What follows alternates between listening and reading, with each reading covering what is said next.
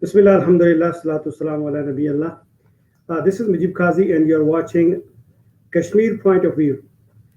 As you have seen, our channel have started a series of discussion on Kashmir as Switzerland of South Asia.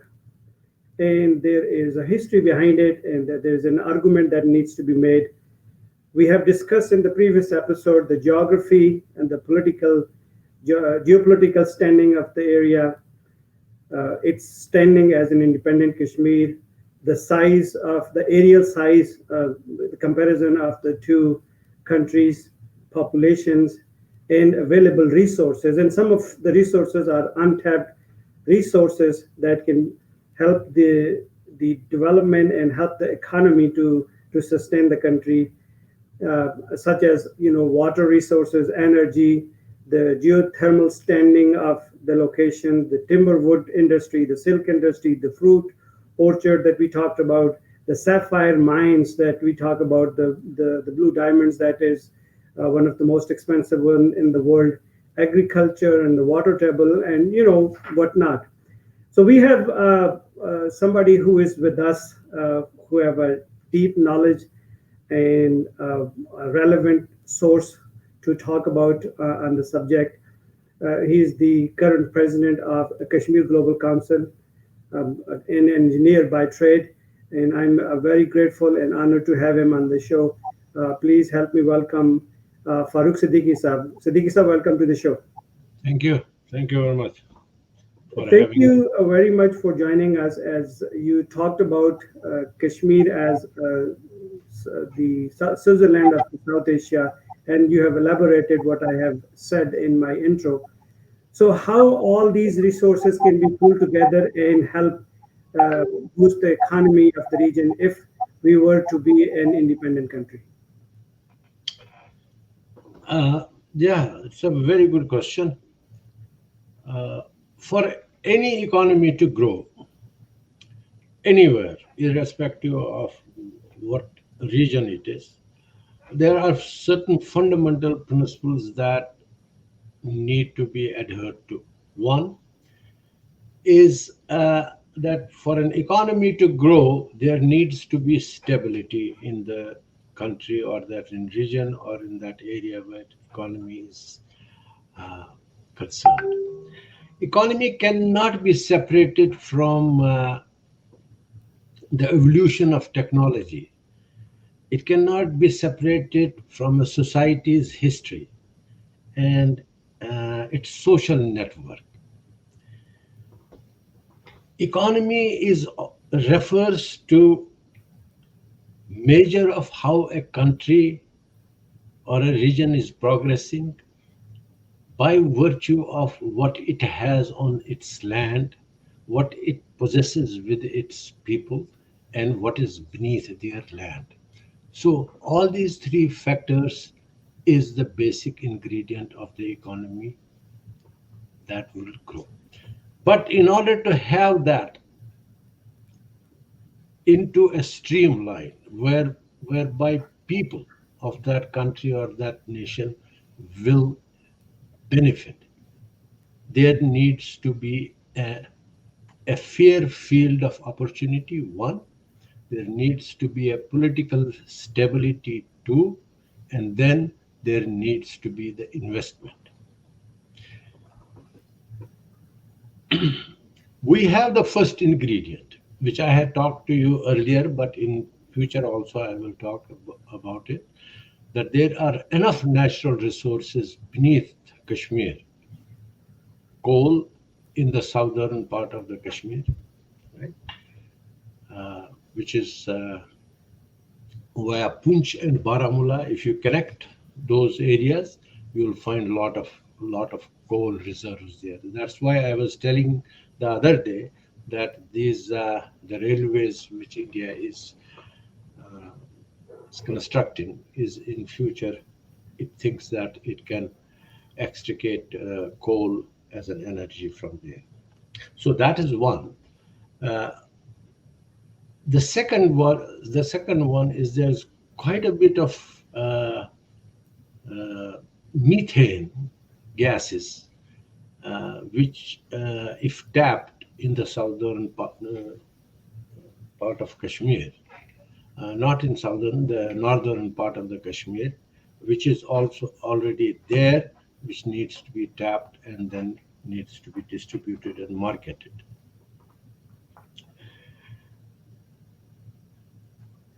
In order for this economy to develop, we need the technology also.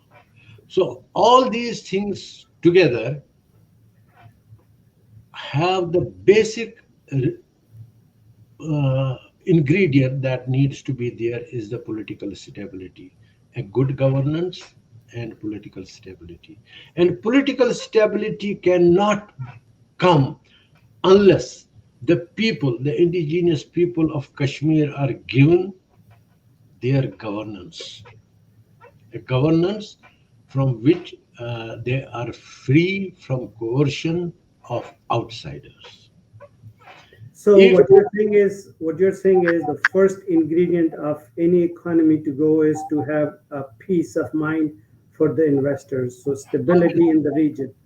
obvious, Um, so if we were to go into pick one item and talk about it, the potential of one ingredient that can support economy, I'm going to pick on just the water resources. yeah, Last time you mentioned that we have like 60, 70 river streams that can generate a whole lot of clean energy. Can you shed a light on that particular project?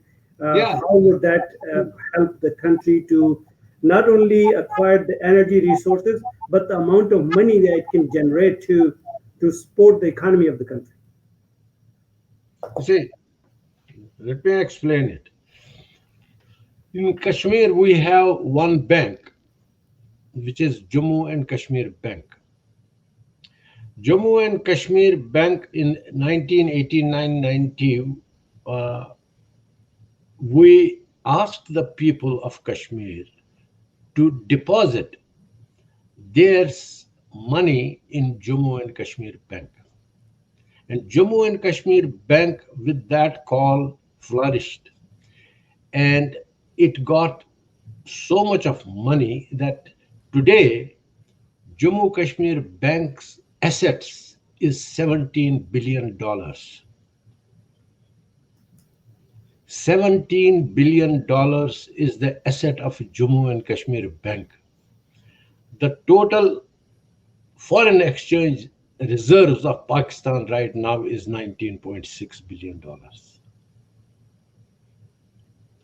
Now, you can understand, ask Jammu and Kashmir Bank executives that where is this money going? 98% of this money, which belongs, 51% share belongs to the government of Kashmir, the state of Kashmir, and 49% of that belongs to the people of Kashmir, the depositors of Kashmir. So this bank was opened somewhere in 1930s by the then Maharaja with first deposit of 5 lakh rupees. The 98% of money that people of Kashmir have through its bank, of which 51% is the share of the state government.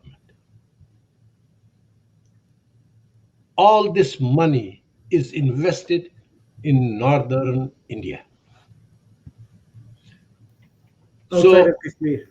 the development which has taken place over the last 30 years in Indian northern states is that because of the investment, partly because of the investment of the people of Kashmir's money. And what are they getting in return? They are getting cars from outside for which they have to pay the monthly, and that again is going up. There is not a single industry that generates a profit in Kashmir, while it has $17 billion total assets of one bank. which it owns, which the state owns 51% and people own 49%. Does this bank still exist? You can pardon me.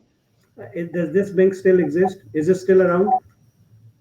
I am talking about 2020. The assets of Jammu Kashmir Bank is $17.6 billion.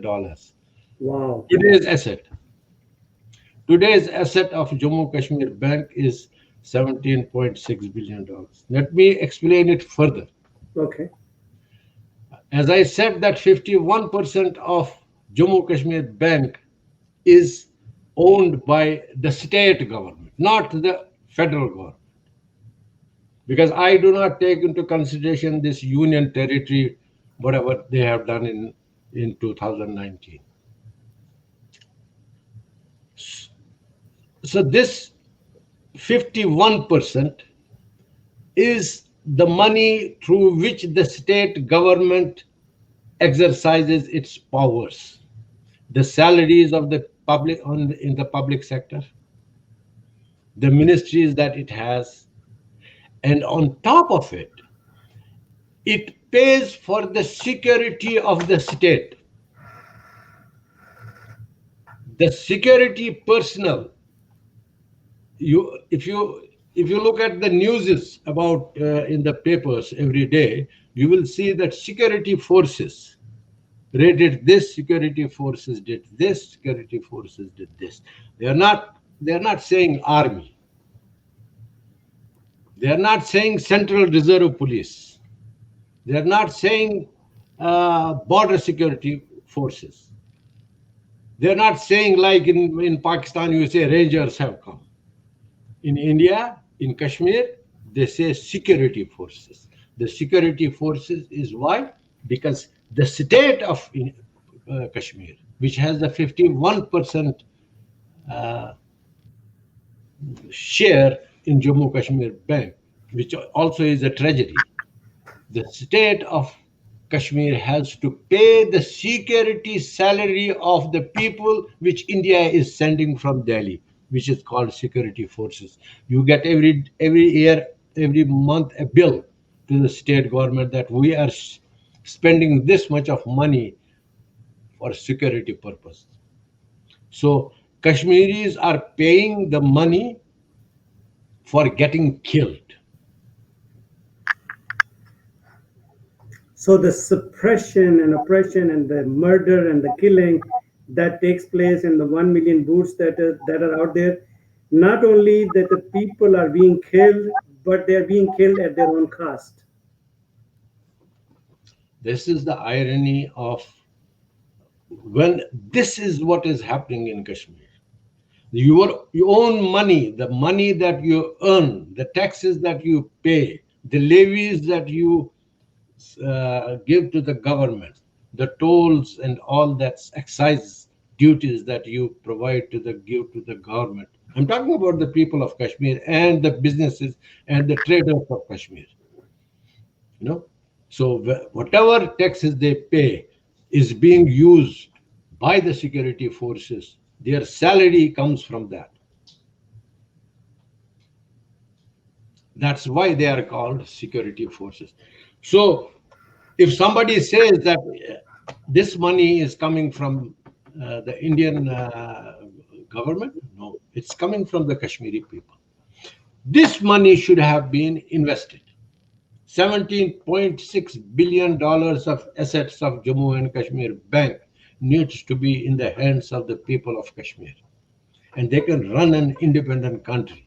If Pakistan, with $19.6 billion today, reserves can run such a huge military and such, why can't we do it?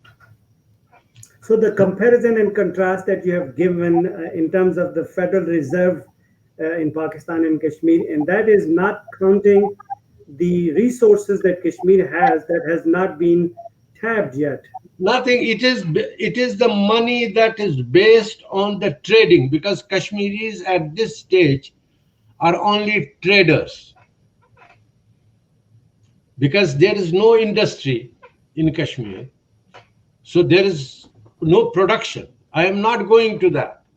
Correct. If we add, we will add that in some other segment. But in this segment, I just wanted to make the people of Kashmir and your audience understand that what is the financially how Kashmiris are suffering. Their own money is being used against them for the atrocities they are being So they the feel. notion that so the just trying to understand. So the notion that is out there that if Kashmir were to given an independence status, it would not be able to survive because it's a landlocked territory, and that, with your analogy, only in one area, just the business trading, has given us so much money that we can not only uh, sufficiently run our own country, but current proof shows that it's bearing the expenses of its security forces over 1 million that we don't even otherwise need it because we don't need to be put in a fight with anyone, any of our neighbors. Yeah, Mujib Saab, we are not even getting the royalty for our water that is being used by India. We will talk about that. There is a 750 kVA line which goes out from the state of Jammu and Kashmir into the northern electrical grid of India. 750 kVA line. No, I, So there is a line going out, but to Kashmir, there is 450 kVA line. It used to be 220 kVA line. Now they added Bagliar, and some portion of it is getting at some 4K, 440 kVA line. So the power, the plunder of resources, of water resources, the power that in summers, in these times that we generate, is all going this time. It's going to the northern Indian grid. And that industry there in India is flourishing, while as in Kashmir, because there is no industry. and Kashmiris are still facing the periodic load shedding in the area, I'm told, even though they are the one who are producing and providing the electricity to the country, the northern part That's of why India. that's why I said that there is no enough capacity uh, of the capability of conducting the electricity into Kashmir Valley during winters. It is a deliberate thing. You Hmm. will see every year, people of Kashmir are suffering for want of electricity for domestic purposes. Not to talk about, I'm not talking about the industrial or commercial purposes. For Mhm. the domestic purposes, they don't have the electricity. While they have the surveyed 20,000 megawatts of electricity capabilities, which invested by their own money, if they can have that money which is being invested outside Kashmir, if they can invest in their own state, they can be self-sufficient in power. I have calculated that Kashmir, if fully the surveyed, I'm not talking about the fully, the surveyed water resources. There are enough other resources, water resources, and other energy resources in Kashmir. But the surveyed ones of the water resources, uh, if you calculate it pound to pound, it is coming about to 289,000 barrels of crude oil per day. So I'm not also talking about how much is the royalty that we should have been getting from all those Resources. hydro, hydroelectric power stations that have been already built Hmm. by India as well as Pakistan. You know, Hmm. uh, so this is something about the power. This was I wanted to show you a window about how the economy of Kashmiri people, uh, how they have been kept under subjugation economically also, because their own money, they don't have access to it, because the money goes outside Kashmir for investment. Whatever, if you are a citizen of Kashmir and you are there, you are working, you will put your money in your bank. That bank is going to invest your money in India. It's not So, going to. Siddiqui Saab, I'm just trying to, because we are into the last 2 minutes of our show today. The purpose of this conversation was that the notion that is out there that the Kashmir will not be able to sustain itself as an independent economy.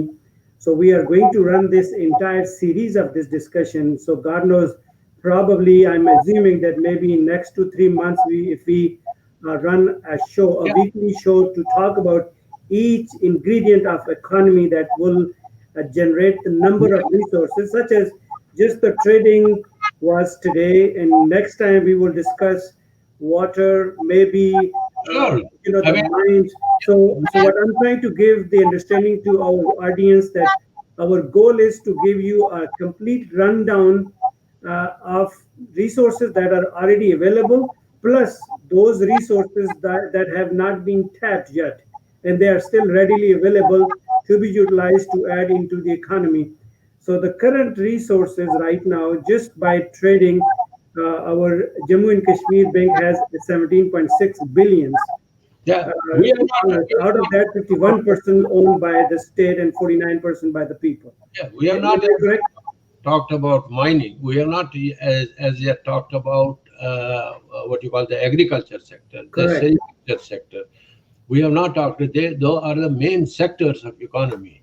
Now, we have not talked about that, but it is very important. And thank you very much for your television network, that you are giving an opportunity to the Kashmiri people to make them understand and make them know, aware about this misconception that it's a landlocked area and it cannot sustain its independence.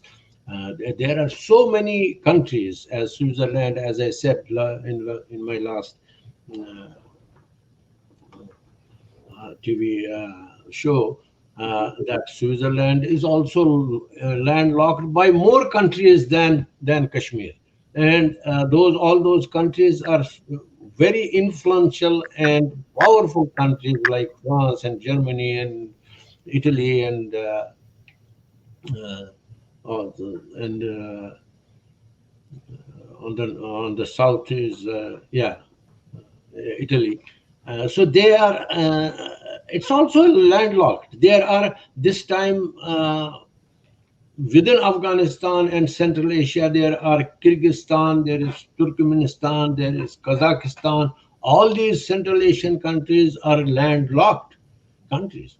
But if you go there, you will see that they have their self-governance. They are a country. They are nations themselves, irrespective of what kind of governance they have, whether it is autocratic, whether it is democratic, or whether it is any other way of governance. But at least they have the governance which they can say that it is self-governed, and uh, it's doing very well. All these countries are doing very well. They are also landlocked. Absolutely, they are doing very well, provided the opportunity is given and the circumstances are conducive. So we will continue this discussion, and like I said, there may be 12 or 15 episodes that we want to run to give the complete rundown of the economy and our resources that are available to make us a self-sustaining state on its own. Siddiqui Saab, thank you very much for being on the show. We'll see you in the next episode, part 3 of the same conversation with the different resources available. Until next time, take good care of yourself. Assalamu alaikum wa rahmatullahi wa barakatuh. Thank you.